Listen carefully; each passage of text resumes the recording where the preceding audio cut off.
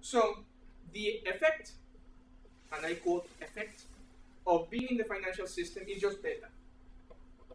What we are expecting to have, well, if the outcome is something good, we are expecting to have that beta is positive and significant with respect to the something good outcome.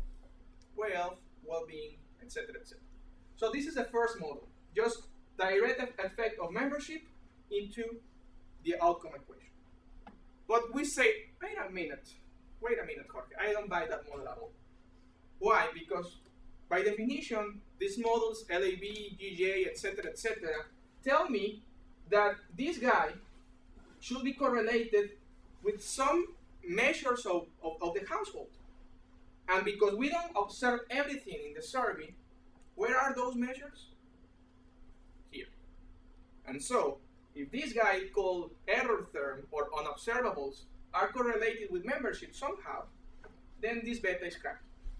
It's not identifying, that's the real word, sorry. It's not identifying the effect of the membership on the final outcome equation.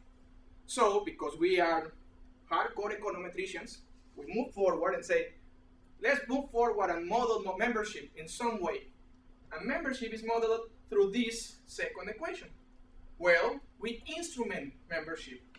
How? With some other variables different from these ones that might explain that the household is a member of that. And then we use the prediction of membership in the first equation.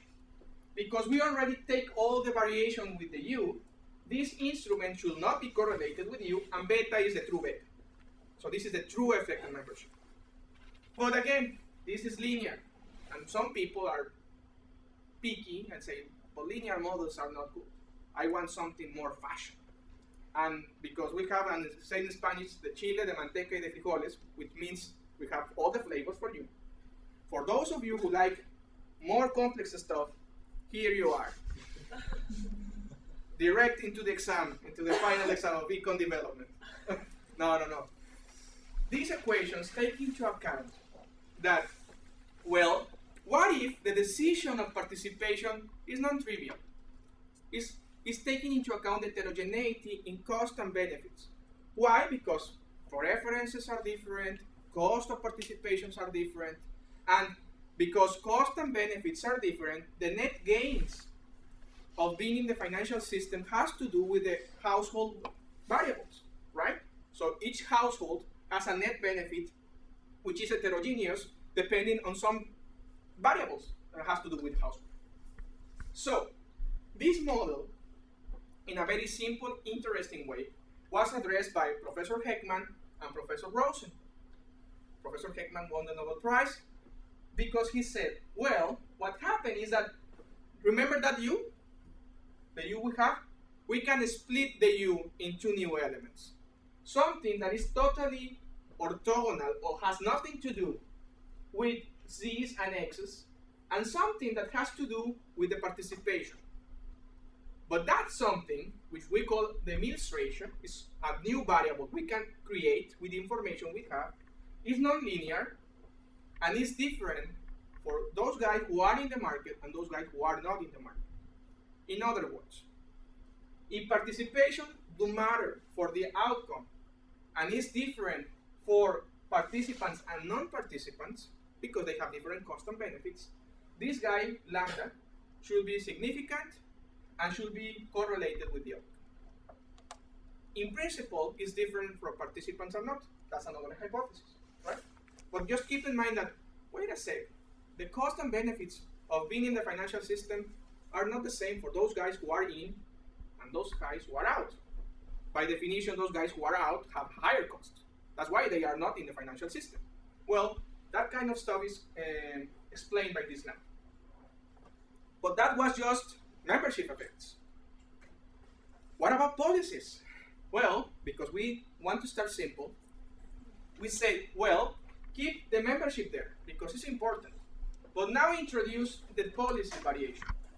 That means we need to take into account that household decide to be in the financial system and now allow the branch to do some interesting exercises, like providing training, providing other services, taking care of the business of the people, and how it affects the outcome.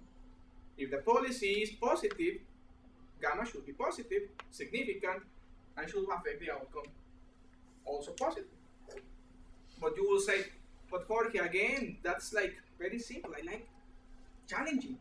Well, good for you. You are in the right place, in the right seminar, in the right place. Well, the second approach is, what about if policies, instead of affecting the outcome, affect the decision of participation? This is more like, decision, choices, micro. I like that. I like micro. I love micro. So this is like more micro oriented. What if the policies affect the decision of participation? And finally, participation affects the outcome. So there is an indirect effect. You create policies in the branches, you modify the margin of decision of being or not in the financial system, and that margin creates a second round effect on the outcome. This is nice. More micro-founded.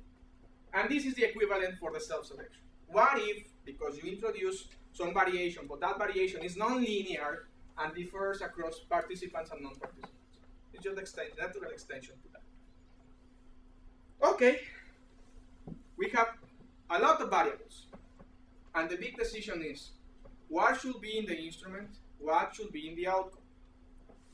Right? Because that decision took me a little bit of time, a lot of time. So we follow Kabowski and Townsend, right? Because if you have an X that is a C, then, and you mix them, you can create some false correlations and you are not identifying anything. So you need to divide your variables into what variables affect the decision of participation, what variables affect the outcome, and what variables, and those variables should not be the same by definition. So we created a subset of variables associated with the household and the community for being used in the instrument and for being used as controls for the regressions in the outcome regressions, okay? This is just some classification of the variables. And voila. Well, how to present the results? If there are so many regressions and so many methodologies, what is the coefficient I care about?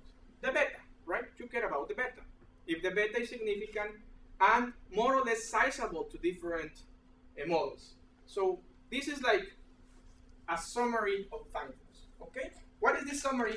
Each number is a regression. So this is the coefficient beta in one regression. So as many regressions, as many coefficients you have in the table.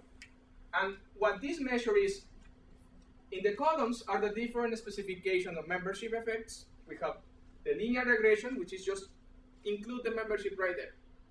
The linear instrument, which is predict the instrument and then use it as a variable, and then the mixed ratios. Each line is a different outcome. We have wealth, income, consumption, investment for the household, volatility in consumption, money lender reliance, and occupational choices. What we want to have there is a lot of little stars. For being honest, that's what we are searching. Stars that make that these things are significant and more or less sizable. And they are. What do we mean? For instance, the effect of participation in wealth is positive, right?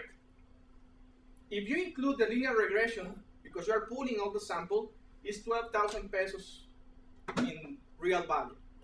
But if you start to take into account that this is different for members and non-members, you will see that the effect is higher for members than for non-members.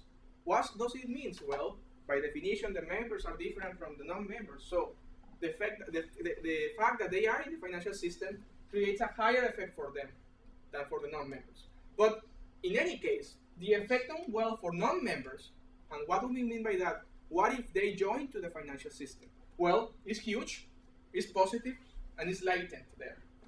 If they are able to go into the financial system, the expected effect of becoming part of the financial system after all the margins is like 50,000 pesos, right?